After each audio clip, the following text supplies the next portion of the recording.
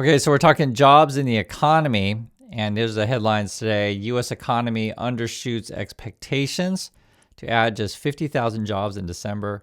Latest sign labor market is cooling after years of strong growth. We also have this. U.S. payrolls drop 50,000 in December, less than expected. Unemployment rate falls to 4.4%. Now, do pay attention to these numbers because I think they're likely going to get downward revised.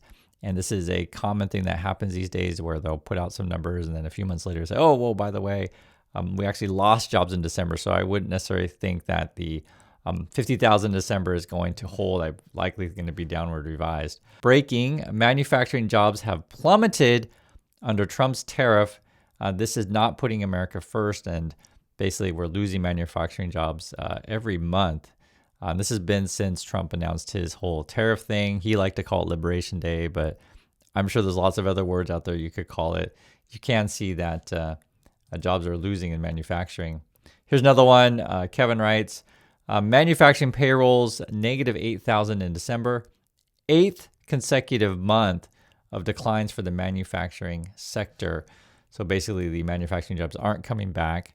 Someone else writes from Joey.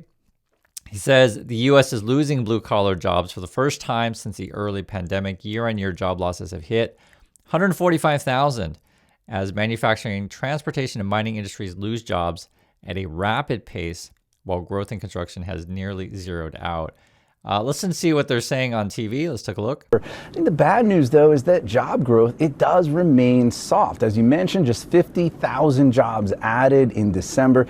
That's barely enough for what's required to keep things stable in the job market. And we continue to get negative revisions to prior months. Both November and October were revised lower. You can see on that chart, October was revised sharply lower during the government shutdown. The U.S. economy lost 173,000 jobs in October, according to the latest estimates from the government. That's the most of any months since late 2020 during COVID-19. Now, when we look at the sectors, healthcare continues to be a source of demand for workers, adding another 38,000 jobs in December. Leisure and hospitality adding workers as well. But unfortunately, that's kind of it when it comes to job growth. A lot of the economically sensitive sectors, they're losing jobs. Manufacturing lost 8,000 jobs in December. That's the 8th straight month where that sector has lost jobs. And I just wanted you to see what they're saying on TV, but basically healthcare, hospital is adding, manufacturing, construction losing. And remember, Trump was promising you all of your factory jobs are going to come back. And then you also have this from the Wall Street Journal.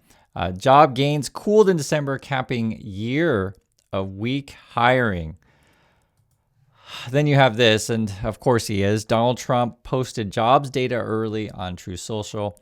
Basically what it is before the jobs report is officially out to the public, the numbers are given to the White House, or the more official thing would be like his economic council thing. That would be the thing headed by Hassett. They give it a bit early, 12 hours early.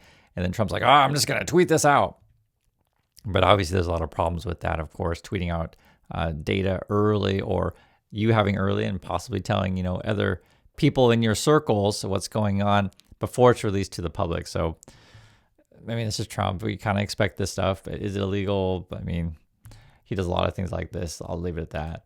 Listen to Hassett talking about recent job numbers. Got it. Revisions now. October down 68,000. November down 8,000. What do you make of that?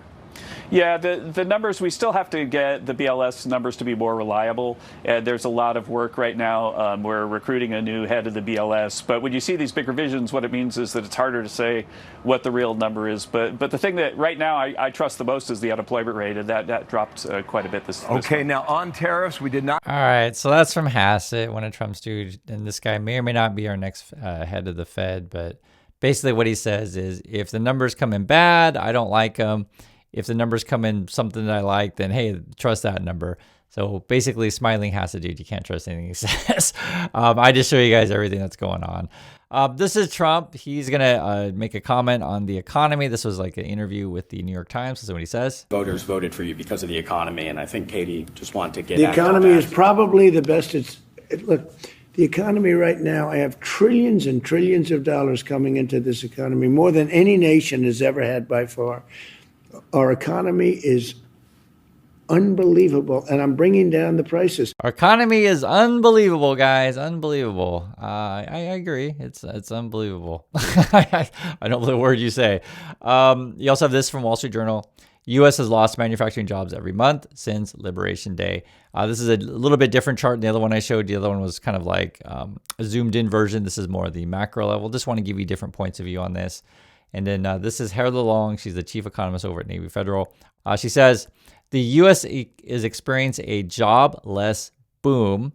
Growth is strong, but there is a, quote, hiring recession with almost no hiring outside of healthcare and hospitality.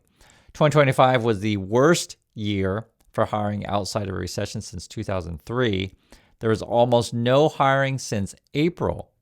December is often a decent month for hiring, so it's hard to view 50K jobs added in December as a pickup. The BLS also revised October and November down by a combined 76,000 jobs, right? That's to the downside. So there's, like I said, there's a high chance the December numbers that we just got, that 50,000, there's a high chance that'll get revised, and we could have perhaps lost jobs this month officially. She also writes, this is interesting, talking about the different sectors. Wow, 2025 would have been a year of loss without healthcare and social assistance. So total jobs added, 584,000. But, like 400,000 of these are healthcare, 300,000 of these are social assistance jobs. So then that means, look how many industries had layoffs in the past 12 months. So layoffs, mining and logging, manufacturing, wholesale, trade, transport, warehouse, and then you have all the government jobs lost. It's only a few sectors that are hiring basically. And you guys probably already know this, but I always, want to hear from you on the ground. What's going on at your company? What's going on at your sector, your organization? And, share. This is sort of how this works. You figure out what's going on because every market's going to be different. Every sector is going to be different.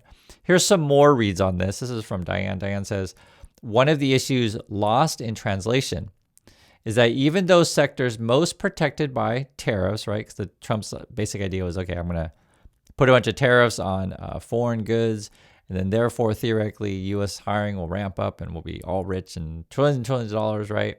So she's saying here, even the sectors most protected by tariffs within manufacturing, such as steel, are not adding jobs. The declines are likely to be revised to be larger with benchmark revisions in February. A miserable year for manufacturing. Here's another take. It's not just that the total manufacturing employment is shrinking. The number of manufacturing subsectors that are adding jobs is rapidly shrinking. Of the 72 different types of manufacturing tracked by BLS, just 38.2% are still adding jobs. A year ago, it was 47.2%. But they all kind of tell you the same story, but it's good to hear different points of view on this so you know it's not just one person saying these things. Listen to this, though. This is actually key. This is from Bloomberg. And listen to how they talk about the job market. Concentration. Is it growth that comes in less than expected? Is it the revisions for October and November? Or is it an unemployment rate now just at 4.4%? So I think what Mike McKee said was right in that, the Fed talked about the unemployment rate. I have to tell you, I have a different take on it. I think there is we're talking about 50,000 jobs and then a revision down over 70,000 jobs. If you we're growing now, if you go to last 6 month moving average, if you take out healthcare jobs, we're actually running negative jobs for the last 6 months away from healthcare, which is non-cyclical, not interest rate sensitive. Actually, if you go back 8 months, the total net jobs is negative 213,000 jobs net of healthcare. What I think is going on is we have a productivity revolution of extraordinary proportion, that we have an economy that's growing at a quite robust rate, but we just don't need the people. And I know. And that was the key, what I want you to hear, where he says, we just don't need the people. And this is guy over at BlackRock. And remember, all the push along Wall Street is, hey, how could we replace all the people and get a bunch of robots and AI? And he's going to make the case that, economy's doing great, GDP's going awesome. We just don't need the people. And do pay attention to what these people say, because they actually tell you what they think. On top of that, while the economy is doing what it's doing, Trump is more focused on Venezuela and things. Here's a quote here from Reuters. Quote, after the president announced on Saturday that the U.S. would run Venezuela, Republican lawmakers inundated the White House with calls insisting the only country Trump should be running is the United States. So he's definitely getting pushed back on the Venezuela stuff, right? And this is Trump asked how long are you going to run Venezuela? So when he says, how long do you think you'll be running Venezuela? Only time will tell. Like 3 months, 6 months, a year, longer? I would say much longer than that. Much longer. And we have to rebuild. So the question was, how long will you think you'll be running Venezuela? Only time will tell. 3 months, 6 months, a year, longer. Trump, I would say much longer. And I told you guys this before. If the U.S. ends up putting boots on the ground in Venezuela to protect oil companies and oil interests, you get stuck there for years because there's going to be security concerns. Probably, well, I'll just say this. Maybe there'll be no end to security concerns because the local people there's going to be groups that are like, yo, get out of my country kind of stuff. And, could we possibly, get all the oil, if that's your plan, in that type of environment? I just think it's a nightmare scenario. It'll be a big drain on the economy. And from Trump's point of view, the only jobs are going to be then arresting your neighbors or going to protect the oil. That's essentially what Trump's plan is. You also have this. Trump says he's canceled second wave of attacks on Venezuela. But I'll just say this, guys. A lot of this is BS. Recently, the Senate basically said, no more attacks on Venezuela. And then Trump will try to make it sound like it's his decision. But he was already voted down on that. And then when you check out the business news, it's going to say stuff like this. OpenAI and SoftBank Group announced $1 billion investment in SB Energy as part of the massive AI build-out. So Wall Street keeps wanting to push AI, data centers replace other people. The one guy at BlackRock's like, we don't need the people anymore. Jobs are getting revised down, right? Jobs are weak this year, weakest that we've seen in a long, long time. And then the focus then for the Trump people is like, well, I got all this money from all my donors and such, and I need to go get more energy to fuel this AI boom. And that's what's driving the U.S. economy. So I'd like to hear you guys' thoughts on this. I do appreciate your time. And I'll catch you all in the next video.